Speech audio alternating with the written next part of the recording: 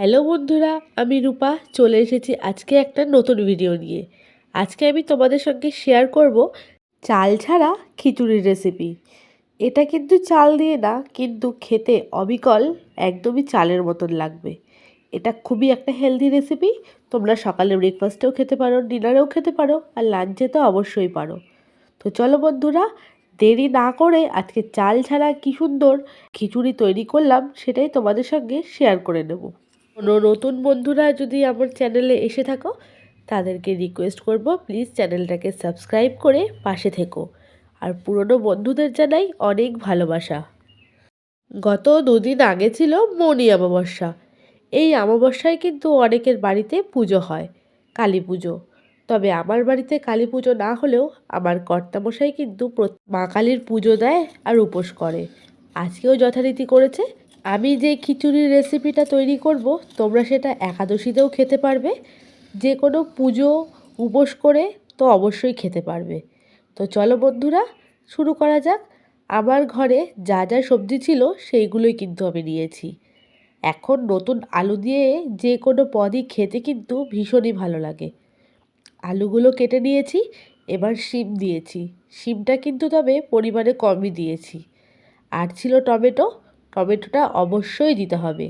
শীতকালে টমেটোর টকটক ফ্লেভারের জন্য কিন্তু যে কোনো রান্নাই সুস্বাদু হয়ে ওঠে। আর ঘরে ছিল অর্ধেকটা ফুলকপি। ভাবলাম এটাই আগে শেষ করে নিই। তো ফুলকপি কোয়াগুলো যেহেতু বেশ বড়ই ছিল, মাঝখান থেকে কেটে 2 পিস করে নেব। ফুলকপিগুলো কিন্তু অবশ্যই একটু গরম জলে ভাপ দিয়ে নেবে, কারণ এর ভেতরে ছোট ছোট কিন্তু অনেক পোকামাকড় থাকে। তো সব কিছু সবজি কেটে নিয়েছি: আলু, ফুলকপি, টমেটো, মটরশুঁটি আর শিম। তোমাদের ঘরে যদি গাজর, কুমড়ো আরও অনেক কিছু থাকে সেইগুলোও দিতে পারো। কড়াইটাকে ভালো করে গরম করে নিয়েছি। এবার পরিমাণ মতন মুগ ডাল ভালো করে ভেজে নেব। এটা আমি সোনা মুগের ডাল ব্যবহার করেছি। তোমরা চাইলে মোটা দানা মুগের ডালগুলোও ব্যবহার করতে পারো। ডালগুলো ভাজার পরে কিন্তু কালার চেঞ্জ করে আসলেই আর সুন্দর একটা গন্ধ বেরিয়ে আসলেই বুঝবো মুগ ডাল কিন্তু ভাজা কমপ্লিট হয়ে গেছে। আজকে খিচুড়ি তৈরি করব আমি ডালিয়ার। ডালিয়াটা কিন্তু গম থেকে তৈরি, আর পুরোপুরি এটা হেলদি একটা রেসিপি। কমপ্লিট মিল বলতে পারো। পেটে অনেকক্ষণ থাকে আর শরীরের পক্ষে তো অবশ্যই ভালো। যারা ডায়াবেটিসের পেশেন্ট আছো তারাও কিন্তু এই ডালিয়াটা অনায়াসে ভাতের পরিবর্তে দুপুরে পেট ভরে খেতে পারো। ডালিয়াটাও আমি নিয়েছি ডালের সমান। এবার ডালিয়াটাকেও একটু শুকনো কাঠখোলায় রোস্ট করে নেব। এইভাবে ডালিয়াটাকে যদি ভেজে খিচুড়ি তৈরি করা যায়, তাহলে তার স্বাদ হয় কিন্তু দুর্দান্ত। তো আজকের রেসিপিটা তোমাদের সঙ্গে কী শেয়ার করছি তোমরা তো আশা করি এতক্ষণে বুঝতেই পেরে গেছো। আজকে আমার রেসিপি ডালিয়ার খিচুড়ি। তো চলো বন্ধুরা, সবজিগুলোকে এবার ভেজে নেব। আজকের রান্নাটা কিন্তু আমি সর্ষের তেলেই করছি। যে কোনো খিচুড়ি কিংবা নিরামিষ রান্না কিন্তু সর্ষের তেলে করলেই তার ফ্লেভারটা বেশি ভালো লাগে। তো ফুলকপি আর আলুগুলোকে সামান্য নুন আর হলুদ দিয়ে ভালো করে ভেজে নেব। ফুলকপিগুলোকে আমি কিন্তু গরম জলে একটু ভাপ দিয়ে নিয়েছি, তাহলে ভেতরে বললামই তো পোকামাকড় থাকতেই পারে। তো দেখো বন্ধুরা, আলু আর ফুলকপিগুলোকে বেশ ভালো করেই ভেজে নিয়েছি। আলুগুলো কিন্তু তবে সেদ্ধ হয়নি, হালকা করেই ভেজে নিয়েছি। এবার তেলগুলো ঝরিয়ে তুলে নিচ্ছি। বাকি সবজিগুলো কিন্তু আর ভাজিনি। কড়াইয়ে যে তেলটুকু ছিল তার মধ্যেই দিয়ে দেব আরও সামান্য একটু তেল। ফোড়নের জন্য ব্যবহার করছি শুকনো লঙ্কা, তেজপাতা আর গোটা জিরে। তোমরা চাইলে এর মধ্যে গোটা গরম মশলার ব্যবহারও করতে পারো। ফোড়ন থেকে খুব সুন্দর একটা গন্ধ বেরিয়ে আসলেই দিয়ে দেব গ্রেট করে রাখা আদা। এটা কিন্তু আদা বাটা নয়, আদা গ্রেট করা। এরপরে দিয়ে দিলাম টুকরো করে রাখা টমেটো। এরপরে একে একে যে গুঁড়ো মশলাগুলো আছে সেইগুলো এর মধ্যে দিয়ে দেব হচ্ছে জিরে গুঁড়ো, হলুদ গুঁড়ো আর সামান্য লঙ্কার গুঁড়ো। খিচুড়ির রান্নায় আমরা যা যা মশলা ব্যবহার করি সেম কিন্তু মশলাগুলো এর মধ্যেও ব্যবহার করব।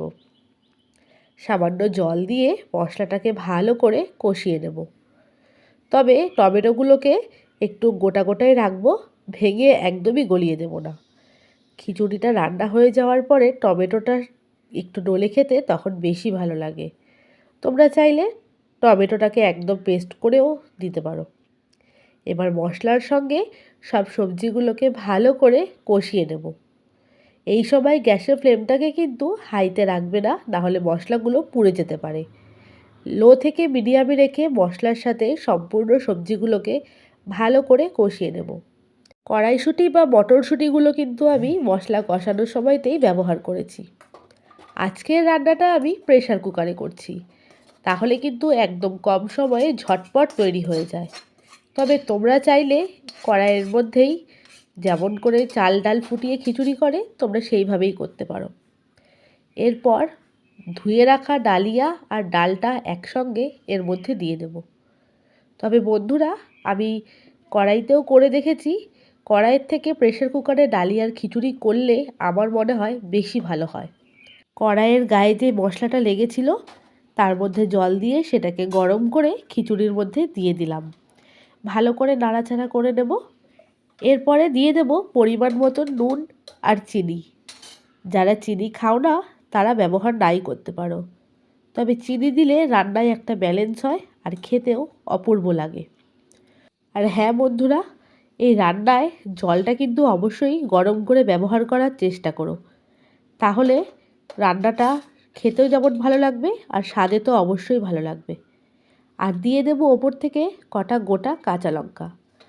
যেহেতু আমার বাচ্চা ছোট, ও এটা খাবে, তাই জন্য আমি লঙ্কাগুলো গোটাই দিয়েছি। এরপর আর কোনো কাজ নেই, ব্যাস 2টো সিটি মারলেই কিন্তু তৈরি হয়ে যাবে আজকের আমাদের খিচুড়ি।